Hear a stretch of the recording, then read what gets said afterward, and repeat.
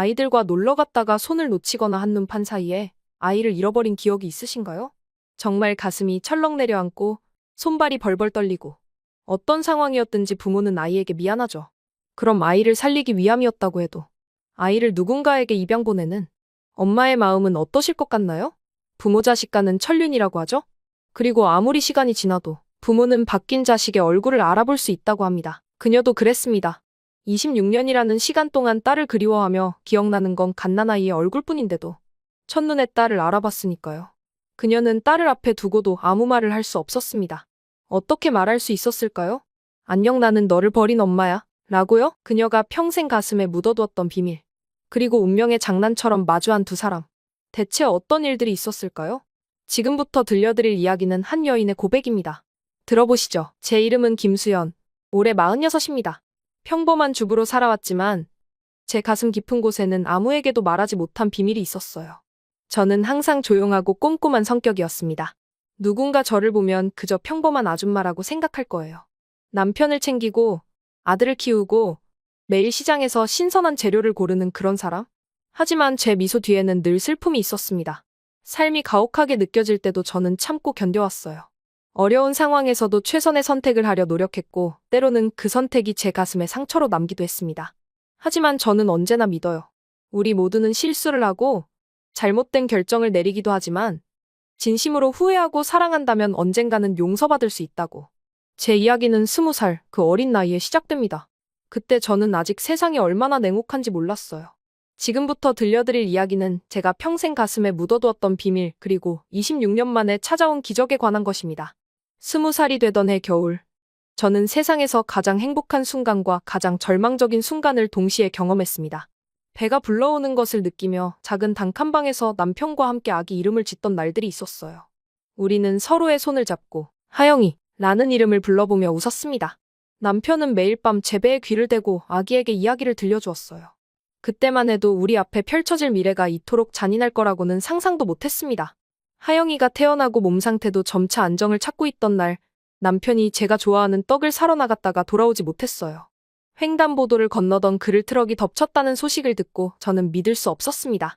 태어난 지도 얼마 안 된 아기를 품에 안고 있는데 의사가 조심스럽게 다가와 남편의 사망 소식을 알렸어요. 그 순간 무언가가 제 안에서 무너져 내렸습니다. 세상이 갑자기 정지한 것 같았어요. 병원비며 장례비며 모든 것이 문제였습니다. 저희는 신혼부부였고 둘 다 가족과는 연이 끊긴 상태였어요. 저는 부모님이 일찍 돌아가셨고 남편도 고아원에서 자랐기에 의지할 곳이 없었습니다. 병원에서는 계속 이렇게 있을 수 없다는 말만 전달했고 병원과 연결된 장례식장에서도 비용을 요구했어요. 저는 갓난아기를 품에 안고 병원 복도 구석에 쪼그려 앉아 며칠을 그냥 울기만 했습니다.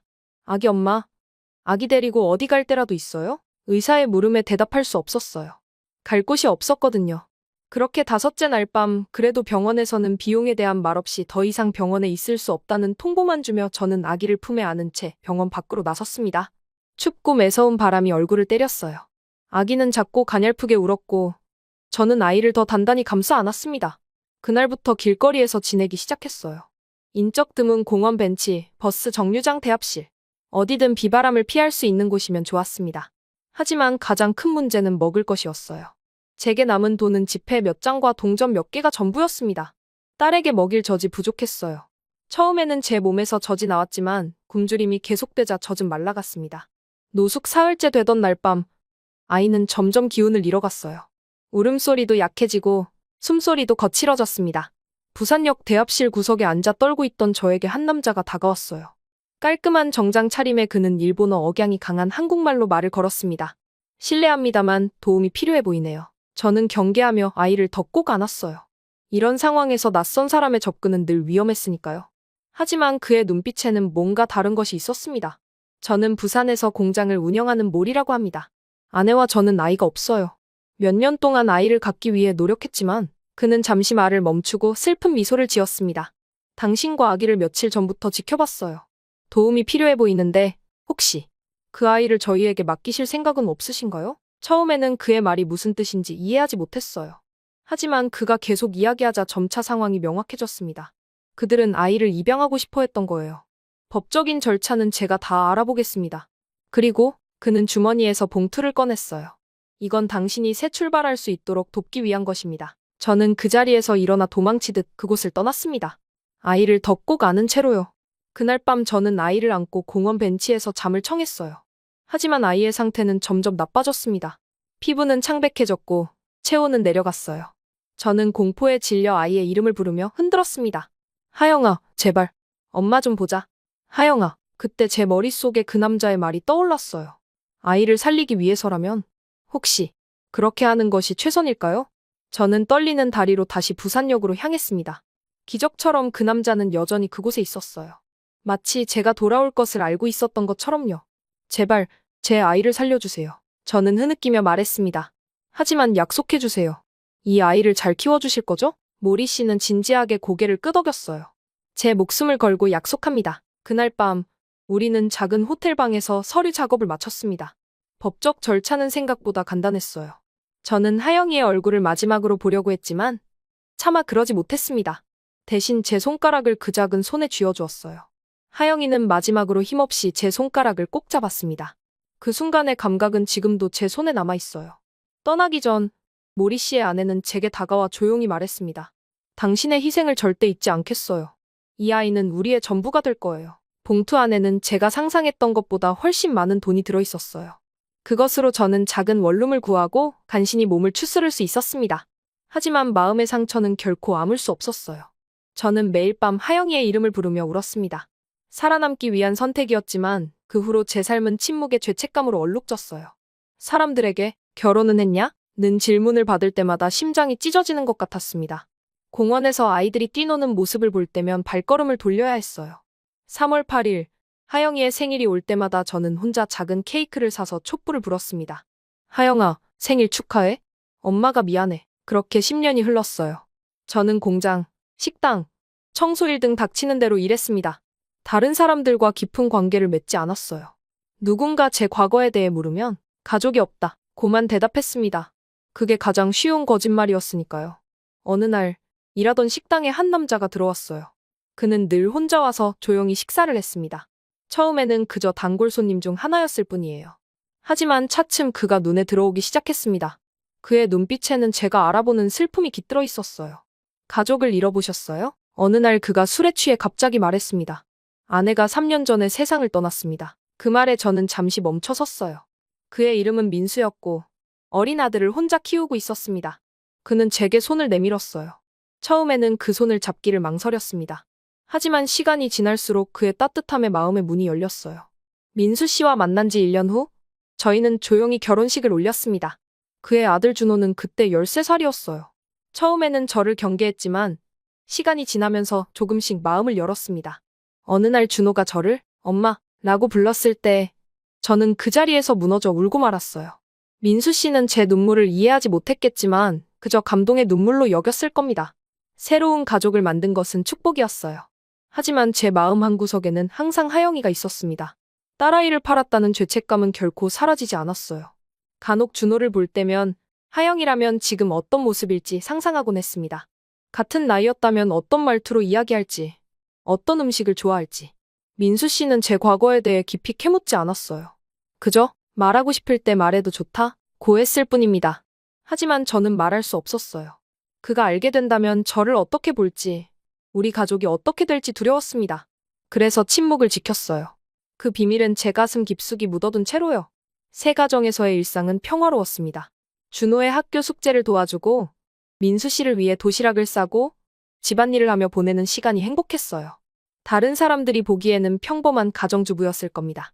하지만 매년 3월 8일만큼은 혼자만의 시간이 필요했어요. 그날은 조용히 하영이를 생각하는 날이었으니까요. 그렇게 또 10년이라는 시간이 흘렀습니다.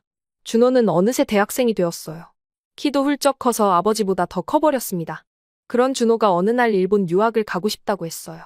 그 말에 가슴이 철렁 내려앉았습니다. 일본, 하영이가 있는 곳이었으니까요.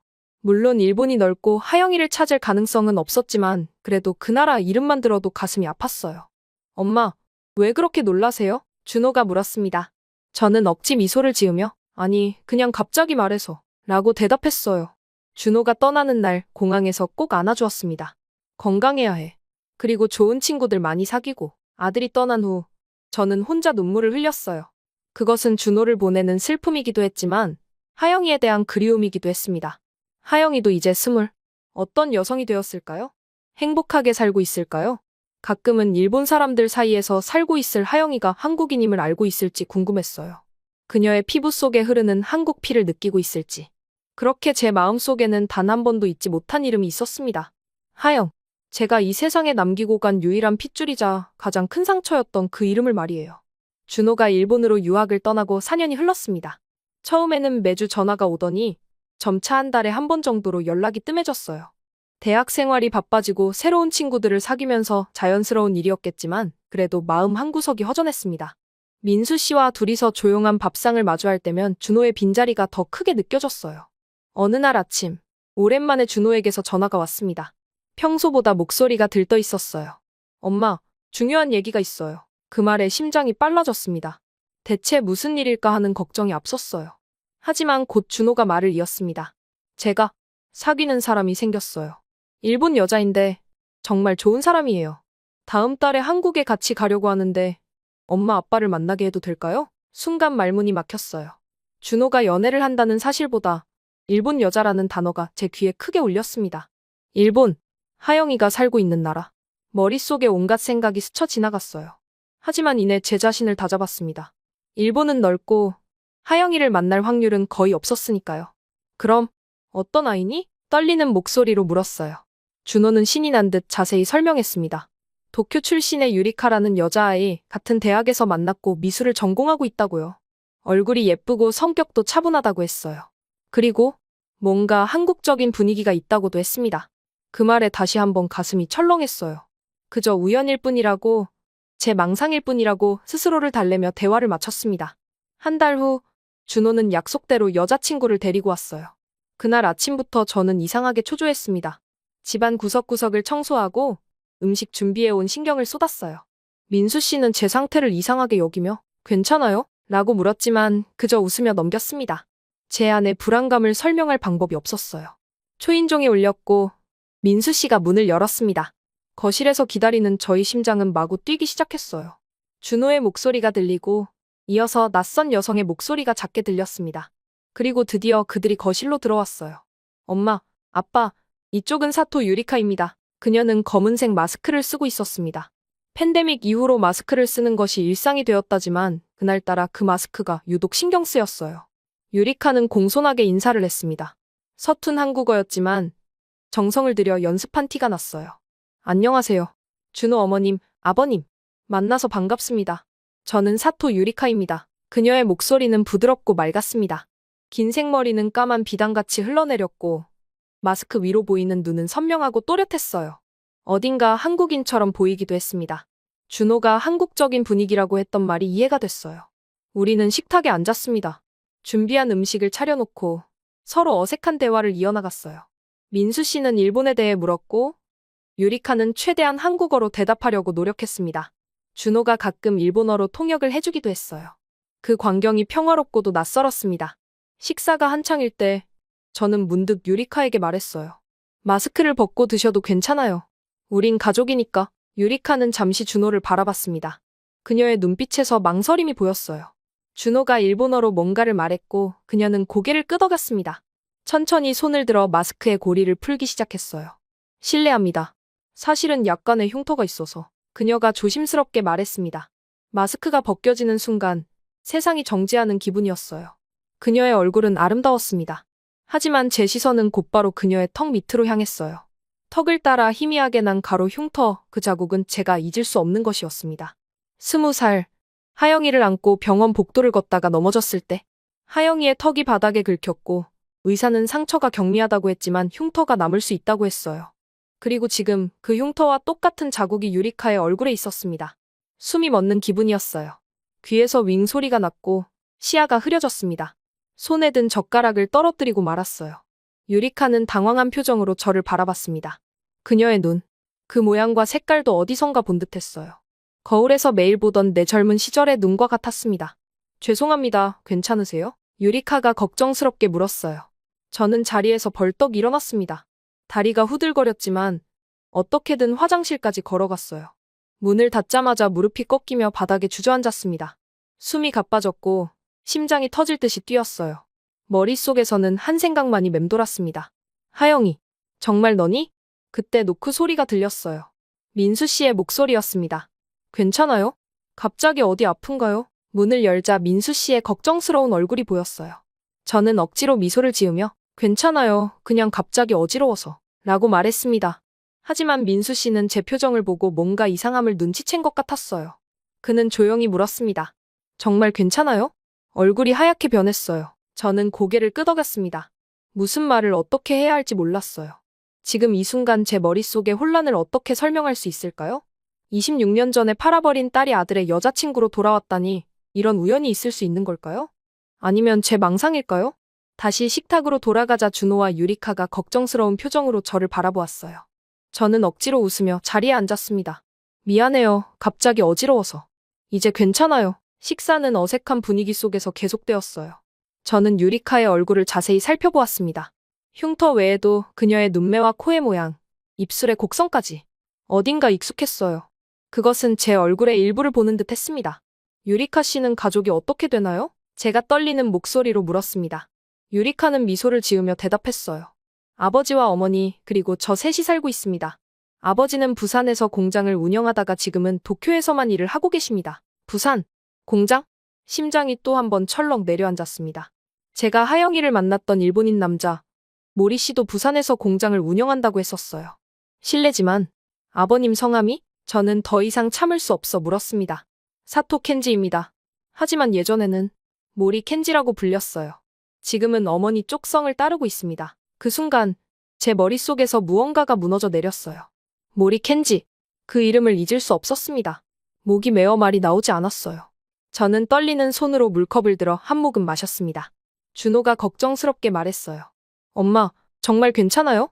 얼굴이 안 좋아 보여요. 민수 씨도 이상함을 눈치챘는지 제 손을 꼭 잡았습니다. 저는 억지로 미소를 지으며 괜찮아. 그냥 오늘 너무 긴장해서 그런가 봐. 라고 대답했어요. 식사가 끝나고 유리카는 화장실에 다녀온다며 자리에서 일어났습니다. 그 사이 준호가 소곤거렸어요. 엄마, 유리카 어때요? 너무 예쁘죠? 저는 대답 대신 고개만 끄덕였습니다. 머릿속은 여전히 혼란스러웠어요. 잠시 후 유리카가 돌아왔고 준호는 우리 집 근처를 구경시켜주겠다며 그녀와 함께 나갔습니다. 집에 민수 씨와 둘만 남자. 마침내 눈물이 터져나왔어요. 민수 씨는 당황해하며 제 어깨를 감쌌습니다. 대체 무슨 일이에요? 아까부터 이상해 보였어요. 저는 말을 꺼낼 수 없었습니다.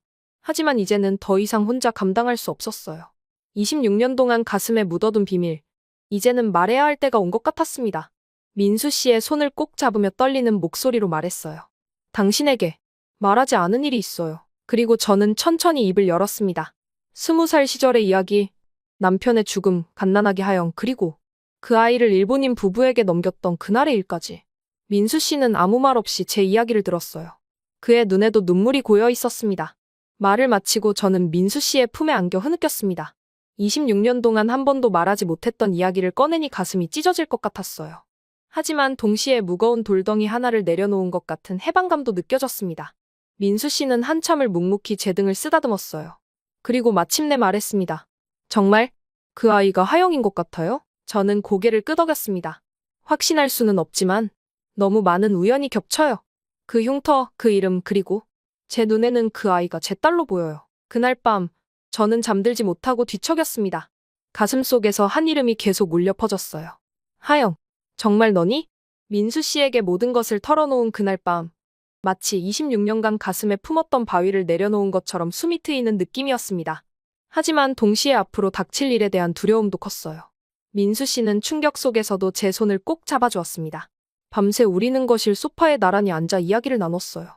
난 그 아이의 턱에 있는 흉터를 보자마자 알았어요. 하영이 맞다는 걸 기억을 더듬으며 말했습니다. 그날 하영이를 안고 병원 복도를 걷다가 넘어졌거든요. 아이의 턱이 바닥에 긁히면서 상처가 났었어요. 의사가 흉터가 남을 수 있다고 했지만 그때는 그게 중요하지 않았죠. 그저 아이가 다치지 않았다는 것만이 중요했으니까요. 민수 씨는 한참을 생각하더니 조용히 물었어요. 그런데 어떻게 확신해요? 비슷한 흉터를 가진 사람이 있을 수도 있지 않을까요? 그 말에 저도 잠시 생각에 잠겼습니다. 맞아요. 단지 흉터만으로는 확신할 수 없었어요. 하지만 그 아이의 아버지 이름이 모리 켄지라는 사실, 부산에서 공장을 운영했다는 점, 그리고 무엇보다 제 가슴이 그렇게 말하고 있었습니다. 모성이라는 것은 어쩌면 그런 것인지도 몰라요. 설명할 수는 없지만 본능적으로 아는 것. 확신은 없어요. 하지만 확인해봐야 할 것 같아요. 결심을 내렸습니다. 그날 밤 우리는 준호와 유리카가 돌아온 후 유리카가 사용한 화장실에서 그녀의 머리카락 몇 가닥을 조심스럽게 모았어요. 그리고 다음 날 아침 민수 씨는 지인을 통해 유전자 검사를 의뢰했습니다. 아들 몰래 이런 일을 한다는 것이 죄책감으로 다가왔지만 진실을 알아야 했어요. 검사 결과를 기다리는 3일은 마치 3년 같았습니다. 준호와 유리카는 서울을 구경하러 다니느라 집에 잘 들르지 않았고 그것이 오히려 다행이었어요. 제 얼굴에 쓰여있을 불안과 초조함을 들킬 위험이 줄어들었으니까요. 민수 씨는 그 어느 때보다 따뜻하게 저를 위로해 주었습니다. 어떤 결과가 나오든 우리는 함께할 거예요. 당신이 겪은 일은 당신의 잘못이 아니에요. 그의 말에 눈물이 흘렀어요. 제가 어떤 죄책감을 안고 살아왔는지, 어떤 선택을 했는지 알면서도 저를 이해해주는 사람이 있다는 것이 얼마나 큰 위로가 되는지 모릅니다. 마침내 결과가 나온 날, 민수 씨는 봉투를 들고 돌아왔어요. 손이 떨려 봉투를 열지 못했습니다. 민수 씨가 대신 여러 내용을 확인했어요. 그의 표정이 굳어지는 것을 보고 이미 답을 알 수 있었습니다. 김하영 씨와 일치합니다. 단 한 줄의 문장이 제 인생을 완전히 뒤흔들었어요. 숨이 막히고 눈물이 주르륵 흘렀습니다. 김하영. 그 이름이 다시 제 앞에 나타나리라고는 상상도 못했어요. 그 이름을 문서 위에서 마주하는 순간 저는 완전히 무너졌고 민수 씨는 제 등을 감싸 안아주었습니다. 어떻게 이런 일이, 말을 잇지 못했어요. 수십억 명이 사는 이 넓은 세상에서 제가 포기했던 딸이 제 아들의 연인으로 돌아오다니. 이건 우연일까요? 아니면 운명일까요? 하늘이 저에게 두 번째 기회를 준 것일까? 아니면 잔인한 장난을 치는 것일까 하는 생각이 들었습니다. 이제 어떻게 해야 하죠? 당황스러움에 민수 씨에게 물었어요. 민수 씨는 한참을 생각하더니 말했습니다. 가장 중요한 것은 아이들이에요. 준호와 유리카, 아니, 하영이의 행복이. 그 말에 저도 깊이 공감했어요. 물론 저는 하영이를 다시 찾은 기쁨에 들떠 있었지만 동시에 이 복잡한 관계가 아이들에게 어떤 상처를 줄지 두려웠습니다. 하영이에게 내가 내 딸이야 라고 말한다면 그녀의 인생이 송두리째 흔들릴 거예요. 그리고 준호? 그 아이는 어떻게 받아들일까요? 사랑하는 여자가 사실은 자신의 이복 누나라는 사실을? 우리는 이 진실을 말하지 않는 게 좋겠어요. 민수 씨가 조심스럽게 제안했습니다. 처음에는 그의 말에 동의할 수 없었어요. 26년 동안 기다려온 순간 드디어 내 딸을 찾았는데 그 사실을 말하지 않는다니요. 하지만 민수 씨의 말은 계속되었습니다. 생각해보세요. 유리카, 아니 하영이는 26년 동안 다른 부모 밑에서 자라왔어요. 그들이 하영이를 얼마나 사랑했는지, 어떻게 키웠는지 우리는 몰라요. 그리고 지금 하영이는 준호를 사랑하고 있어요. 이 진실이 두 사람 모두에게 어떤 충격을 줄지 생각해봐요. 민수 씨의 말은 이성적이었어요. 하지만 제 가슴은 여전히 아팠습니다. 드디어 찾은 딸인데 딸이라고 부를 수도 없다니요. 그럼 영원히 비밀로 해야 한다는 거예요? 떨리는 목소리로 물었습니다. 민수 씨는 천천히 고개를 끄덕였어요. 적어도 지금은요. 어쩌면 나중에 적절한 시기가 오면. 하지만 지금은 아니에요. 그날 밤 우리는 긴 대화 끝에 결론을 내렸습니다. 하영이에게 진실을 말하지 않기로 했어요. 대신 그녀를 며느리로 받아들이고 그 이름 아래서라도 제 딸을 다시 가슴에 안기로 했습니다. 비록 그녀는 모르겠지만 저는 알고 있으니까요. 제 딸이 돌아왔다는 것을. 그건 그렇고 준호와 하영이 유전적으로는 문제 없어요. 피는 섞이지 않았으니까. 민수 씨가 조용히 말했어요. 그의 말에 안도했습니다. 적어도 그 점은 문제가 없었어요. 준호와 하영이는 비록 이제는 가족이 될 운명이지만 혈연 관계는 없었으니까요. 유리카의 정체를 알게 된 후 저는 그녀를 바라보는 시선이 완전히 달라졌습니다. 매일 아침 그녀가 준호와 함께 아침 식사를 하러 내려올 때면 가슴이 뛰었어요. 제 딸이 저와 함께 같은 공간에 있다는 사실만으로도 벅찼습니다. 하지만 그 마음을 겉으로 드러낼 수는 없었어요. 그저 평범한 예비 시어머니처럼 행동해야 했으니까요. 그날 저는 다짐했어요. 엄마라는 이름으로는 부를 수 없을지라도 며느리라는 이름 아래 다시는 이 아이를 잃지 않겠다고. 이번에는 끝까지 곁에 남겠다고요. 준호와 유리카는 한 달간의 한국 방문을 마치고 일본으로 돌아갔습니다. 아이들이 떠난 후 집안은 갑자기 텅 빈 것 같았어요. 특히 유리카가 사용했던 손님방을 정리하면서 저는 그녀의 향기가 남아있는 베개를 꼭 안고 울었습니다. 26년 만에 찾은 딸이 다시 멀리 떠나버린 기분이었어요.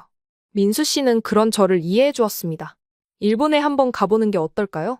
준호도 만나고 유리카도 보고 또 그녀의 부모님도 만나볼 수 있잖아요. 그 말에 저는 번쩍 고개를 들었어요. 하영이의 양부모를 만난다는 생각은 해보지 않았습니다. 만약 만난다면 무슨 말을 해야 할까? 그들은 저를 어떻게 생각할까? 두려움과 기대가 뒤섞였어요. 그리고 무엇보다 제가 하영이를 찾았다는 사실을 그들이 알아차린다면 어떻게 될까요? 하지만 민수 씨 말대로 이건 필요한 만남이었습니다. 그들에게 감사 인사라도 전해야 했어요. 하영이를 제가 못 키웠지만 그들이 잘 키워주었다는 것은 분명했으니까요. 결심을 굳힌 저는 일본어 학습을 시작했습니다. 처음에는 인터넷 강의로 시작했지만 곧 동네 문화센터에 일본어 강좌를 등록했어요. 기초부터 차근차근 배우면서 일본어로 된 간단한 감사 인사를 연습했습니다. 아리가토 고자이마스, 무스메오 소다테테 쿠레테, 딸을 키워주셔서 감사합니다. 3개월 후 드디어 일본행 비행기를 탔어요. 민수 씨는 회사 일 때문에 함께 가지 못했지만 제 결정을 응원해 주었습니다. 도쿄 공항에 내리자 준호가 마중 나와 있었어요. 유리카는 학교 일정 때문에 오지 못했다고 했습니다. 유리카의 부모님이 엄마를 만나고 싶어 하세요. 내일 저녁 식사에 초대하셨어요. 준호가 말했습니다. 그날 밤 저는 호텔방에서 뒤척이며 잠을 이루지 못했어요. 내일 만날 사토 부부, 그들은 하영이를 어떻게 키웠을까? 하영이에게 한국인이라는 사실을 알려주었을까? 궁금증이 가득했습니다. 다음 날 오후, 저는 준호와 함께 유리카의 집을 방문했어요. 도쿄 교외의 조용한 주택가, 정원이 있는 2층 주택이었습니다. 문이 열리자 유리카가 밝게 웃으며 나왔어요. 한국에서보다 더 편안해 보였습니다. 이곳이 그녀가 자란 집이니까요.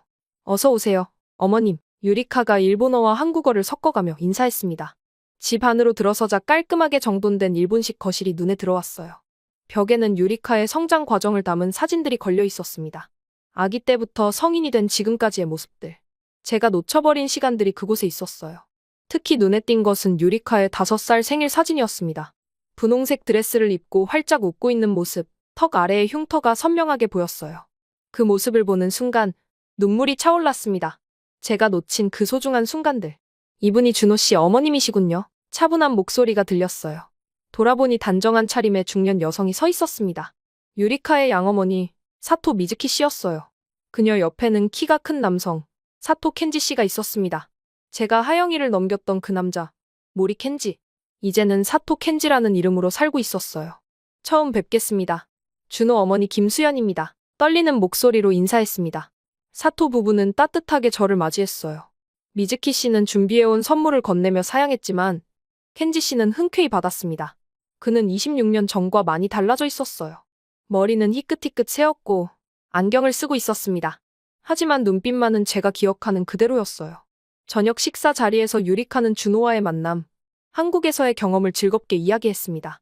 그녀의 한국어 실력이 늘어 있었어요. 켄지 씨가 말했습니다. 유리카는 어렸을 때부터 한국에 관심이 많았어요. 한국어도 대학에서 전공했고요. 그 말에 가슴이 찡했습니다. 하영이가 한국, 자신의 뿌리에 관심을 가졌다는 사실이 기뻤어요. 어쩌면 피는 물보다 진한 것인지도 모르겠습니다. 식사 후 유리카와 준호는 근처 카페에 가고 싶다며 먼저 나갔어요. 새 얼음만 남겨진 거실에서 갑자기 침묵이 흘렀습니다. 어색함을 깨고 싶어 준비해온 일본어 문장을 떠올렸어요. 하지만 그때 켄지 씨가 먼저 입을 열었습니다. 수연 씨, 우연이라고 하기엔 너무 큰일이 일어났군요. 그 말에 고개를 들었어요. 켄지 씨의 눈빛은 진지했습니다. 그는 알고 있었어요. 미즈키 씨도 조용히 고개를 끄덕였습니다. 그들은 모두 알고 있었어요.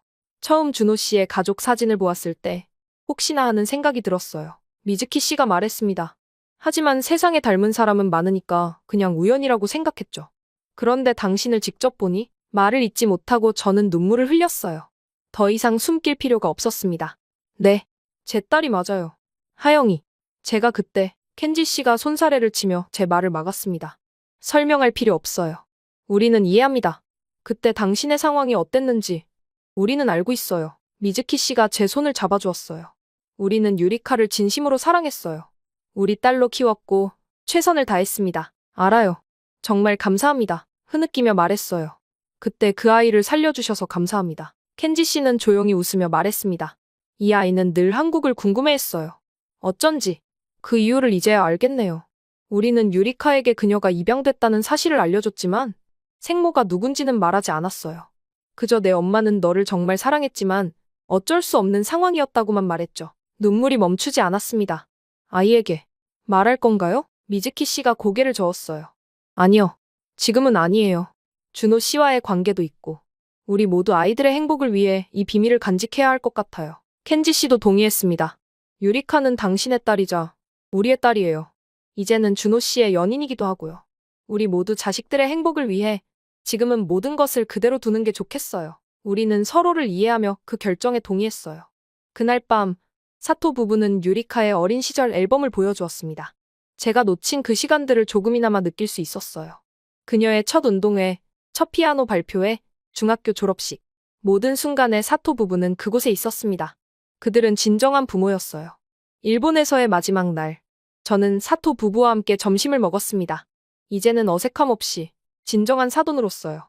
미즈키 씨는 한국 요리를 배우고 싶다며 언제 한국에 놀러 오겠다고 했어요. 켄지 씨도 은퇴 후에는 한국에서 시간을 보내고 싶다고 했습니다. 공항으로 향하는 길, 유리카가 준호와 함께 배웅을 나왔어요. 그녀는 제게 작은 선물을 건넸습니다. 어머님, 이건 제가 그린 그림이에요. 마음에 드셨으면 좋겠어요. 선물을 펼쳐보니 작은 수채화였어요. 서울에서 찍은 우리 가족 사진을 바탕으로 그린 그림이었습니다. 저와 민수 씨, 준호와 유리카, 네 사람이 함께 웃고 있는 모습. 그림 아래에는 일본어와 한국어로 우리 가족이라고 적혀 있었어요. 정말 예쁘구나. 고마워, 유리카. 그녀를 꼭 안아주었습니다. 비행기 안에서 저는 유리카가 준 그림을 바라보며 생각에 잠겼어요. 제 손에는 사토 부부가 준 유리카의 어린 시절 사진들도 있었습니다. 이제는 딸이 아닌 며느리로 다시 함께 살아갈 수 있다는 사실만으로도 행복했어요. 비록 그녀에게 진실을 말할 수는 없지만 이것은 제 죄를 용서받을 새로운 기회였습니다. 눈을 감으며 맹세했어요. 이제 저는 다시는 제 가족을 잃지 않을 것입니다. 그리고 사토 부부, 민수 씨, 준호와 유리카 모두에게 평생 감사하는 마음으로 살아갈 것입니다. 이제는 진정한 가족으로서요.